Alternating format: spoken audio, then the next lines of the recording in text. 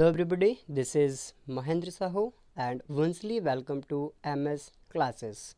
As you can see on your screen, we have started geography objective question of natural vegetation and wildlife, and yesterday we have completed first part of this MCQ series, and today is the second part of this series. Okay, so let's start some most important question that are related to natural vegetation and wildlife for all the CBSE students from class 6, 7, 8th and 9th. Okay, so let's start. First question for today is it is most important question that has asked many times during the exam. Okay, so you will remember also which of the following forests are also called selvas. Okay Selvas किस forest को कहा जाता है, ये भी आपको ये question है, इसका आंसर आपको बताना है ना. सो you will remember I have given you direct answer here. So tropical evergreen forest या ट्रॉपिकल रैन फॉरेस्ट है ना. ट्रॉपिकल एवरग्रीन फॉरेस्ट या ट्रॉपिकल रैन फॉरेस्ट दोनों ही सिमिलर हैं और इन्हें एक और किस नाम से भी जाना जाता है, सेल्वास के नाम से भी जाना जाता है. तो ये तीन नाम आपको याद रखना है एक ही टाइप के फॉरेस्ट के, tropical evergreen forest, tropical rain forest और सेल्वास. आई होप आपको पहला क्वेश्चन समझ में आया होगा. ठीक है, let's move to the second question.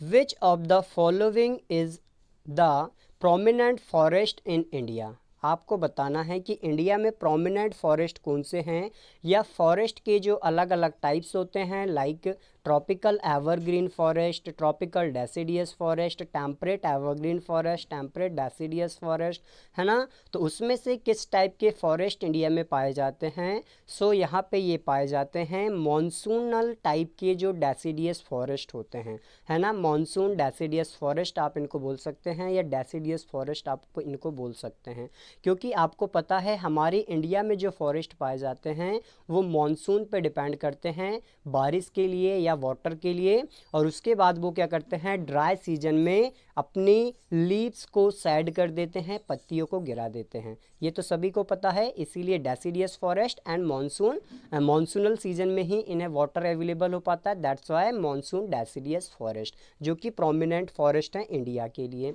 चलिए ये पॉइंट भी कवर हुआ. Next question is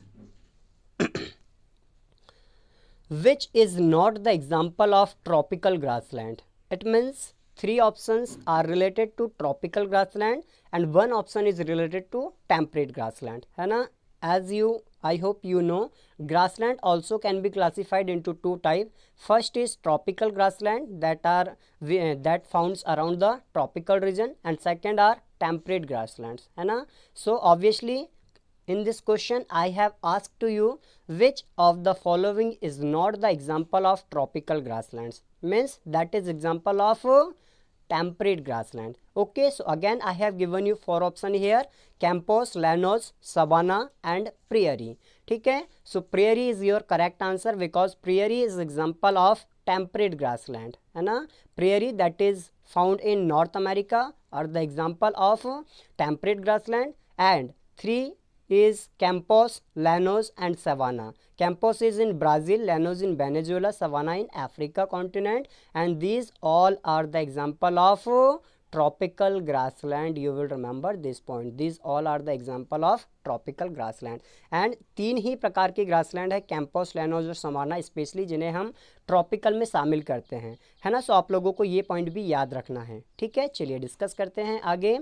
weld grassland are found in which country और कॉन्टिनेंट. ये पॉइंट आपको बताना है कि जो ग्रासलैंड है जिसका नाम यहाँ पे दिया हुआ है वेल्ड ग्रासलैंड, है ना. वेल्ड ग्रासलैंड ये किस कंट्री में या किस कॉन्टिनेंट में हमें मिलते हैं. ठीक है, so you have again four option: Australia, Russia, South Africa and Canada. So what is the correct answer? Correct answer is South Africa. आपको याद रखना है वेल्ड जो ग्रासलैंड्स पाए जाते हैं वो हमें कहाँ पे मिलते हैं, साउथ अफ्रीका में हमें मिलते हैं. ठीक है, और ये भी आपको पता होना चाहिए कि वेल्ड जो है वो टेम्परेट है या ट्रॉपिकल है ना. तो अभी हम सीरीज में देखने वाले हैं आगे सारे क्लासिफिकेशंस अभी हमने किए हुए हैं. चलिए next question, which of the following pair is not correct. यहाँ पे आपको बताना है as I have given you one side name of all the famous grasslands and second side name of famous continents, name of the continent or the country where we can found these grasslands. Okay, so first pair is prairie, North America. Obviously prairie, it is found in North America. Steppe is in Eurasia. Eurasia means collective part of Europe continent and Asia continent, it is Eurasia. Llanos, obviously these all are found in Llanos are found in Venezuela. So these three options are correct, but Pampas Australia, this is not correct है ना. So fourth answer of this question, Pampas are found in South America continent. Okay, you will remember this point. Pampas are found in South America continent. So answer of this question is option D, Pampas, क्योंकि where is not correct पूछा गया था and this is not correct. Okay, so let's move to the next question. यहाँ पे हमने आपको दिया हुआ है, बहुत इंपॉर्टेंट क्वेश्चन है. यहाँ से आपके सारे 1 मार्क्स क्वेश्चन कंप्लीट हो सकते हैं एंड 1 मार्क्स के साथ 5 मार्क्स क्वेश्चन भी कवर हो सकता है कि what is the difference between tropical and temperate grassland, है ना. Explain it with suitable examples के साथ आपको बताने के लिए बोला जा सकता है ड्यूरिंग द एग्जाम, है ना. सो आपको यहाँ पे क्लासिफिकेशन दिया हुआ है, आप इसे इजीली समझ सकते हैं और स्क्रीन को पॉज करके इसे लर्न भी कर सकते हैं. क्योंकि tropical grassland, as I told you in our previous question, there are 3 most important tropical grassland that I have given you here. Campos that is found in Brazil, llanos Venezuela, savanna Africa. ये 3 नाम आप लोग यहाँ पे याद रख सकते हैं. पहले क्लास का शॉर्ट फॉर्म हम लिखते हैं CLS, है ना. क्लास को कई बार हम CLS भी लिख देते हैं. सो इससे आप याद रख सकते हो CLS means campos, llanos and savanna. These 3 are the example of tropical grassland and बाकी जो बचे हुए हैं टेम्परेट ग्रासलैंड्स के एग्जाम्पल है और उनकी आप लोकेशन याद रखोगे. Prairie North America, pampas South America, steppes Eurasia, downs, down में सबसे नीचे ऑस्ट्रेलिया कॉन्टिनेंट आता है ना, डाउन में. तो उससे आप याद रखोगे डाउन्स मतलब ऑस्ट्रेलिया, और veld as I told you it is in South Africa continent. Okay, so you will remember this classification of tropical grassland and temperate grassland. Okay, I hope आपको ये पॉइंट समझ में आ गया होगा. मोस्ट इंपॉर्टेंट आज की series का ये पॉइंट होने वाला है ना. सो ध्यान से इसे केयरफुली रिमेंबर करोगे. Next point is Atacama Desert is located in which continent? Most important question, confusion create करता है. Atacama Desert is located in which continent? Okay, so what is the answer? It is located in South America continent. Especially it is located in Chile country. Chile, it is in southern part, approx it is in southern part of South America continent. So you will remember it is located in which continent? South America continent. Atacama Desert, South America continent. Okay, next is name the famous desert of North America. What is the name of famous desert of North America? So it is Mojave, that is in USA. याद रखोगे, ऐसे ही question आते हैं, सुनने में देखने में बड़े इजी लगते हैं, बट जब 4 ऑप्शन आपको मिलते हैं तो कंफ्यूज कर देते हैं और ऑब्वियसली गलत करके आते हैं.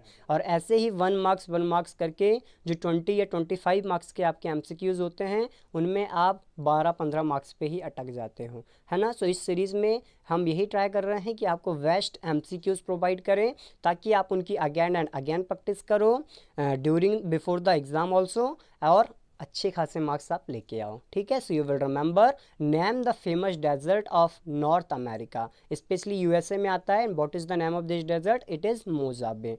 नेक्स्ट, यहाँ पे अगेन हमने आपको दिया हुआ है डेजर्ट के नेम और उनके कॉन्टिनेंट को नेम. ये सारा ही आप लोगों को याद रखना है ताकि MCQs में आए तो भी आप कवर कर सको.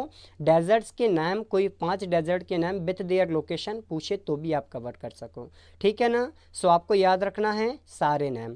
Firstly, as you know, the largest desert of the world, it is Sahara desert, है ना. सभी को पता है सहारा डेजर्ट है और it is located in northern part of Africa. Africa जो कॉन्टिनेंट है ना, उसके किस डायरेक्शन में? नॉर्थ पार्ट में आता है. आप लोगों को पता होगा ये पॉइंट तो.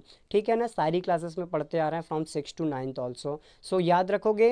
अटाकामा अभी हमने डिस्कस किया था, चिली कंट्री में आता है, साउथ अमेरिका में आता है ना. चिहुआहुआन, प्रोनाउंसिएशन याद रखोगे, Chihuahuan, it is in Mexico, North America obviously.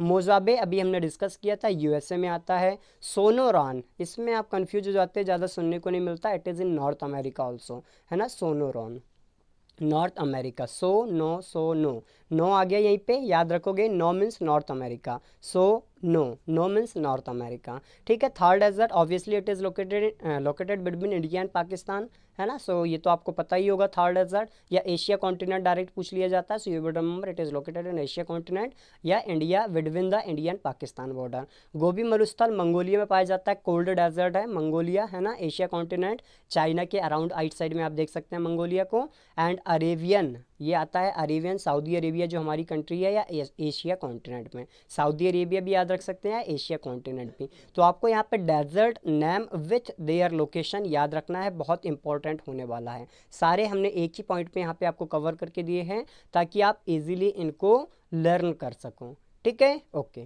Let's move to the next question. और ये लास्ट क्वेश्चन है आज का, देखते हैं, ये भी मोस्ट इंपॉर्टेंट हमारा क्वेश्चन है। जीरोफाइटिक वेजिटेशन मीन्स, क्या होती है ऐसी वेजिटेशन जिन्हें जीरोफाइटिक कहा जाता है, जीरोफाइटिक कहा जाता है ना। सो you will remember I have given you answer direct, MCQs में पूछा जाता है, 2 मार्क्स क्वेश्चन का बहुत ही इंपॉर्टेंट क्वेश्चन है ये, 2 मार्क्स में कई बार पूछा जाता है क्योंकि बच्चे कंफ्यूज हो जाते हैं पता होने के बाद भी, है ना। Xerophytic, okay, so vegetation that can survive in desertic region और लिटिल वाटर रीजन, मतलब ऐसी vegetation, you will remember, vegetation ऐसी वेजिटेशन जो कि डेजर्टिक क्षेत्र में, मतलब जो डेजर्ट वाले एरिया होते हैं या कम, ऐसा बोल सकते हैं कि कम पानी वाले क्षेत्र में जो वेजिटेशन ग्रो कर सकती है, जो वेजिटेशन सर्वाइव कर सकती है, उसे हम क्या बोल सकते हैं, xerophytic vegetation. You will remember this point, xerophytic vegetation, vegetation that can survive in desertic region और little water region. Okay, so here we have completed all the important question of part second. I hope आपको ये video भी पसंद आया होगा क्योंकि सारे important question हमने यहाँ पे कवर किए हैं। ठीक है, वीडियो को लाइक करें यदि पसंद आया है तो, चैनल को यदि सब्सक्राइब नहीं किया है तो सब्सक्राइब करें और ज़्यादा से ज़्यादा शेयर करें। Thank you so much.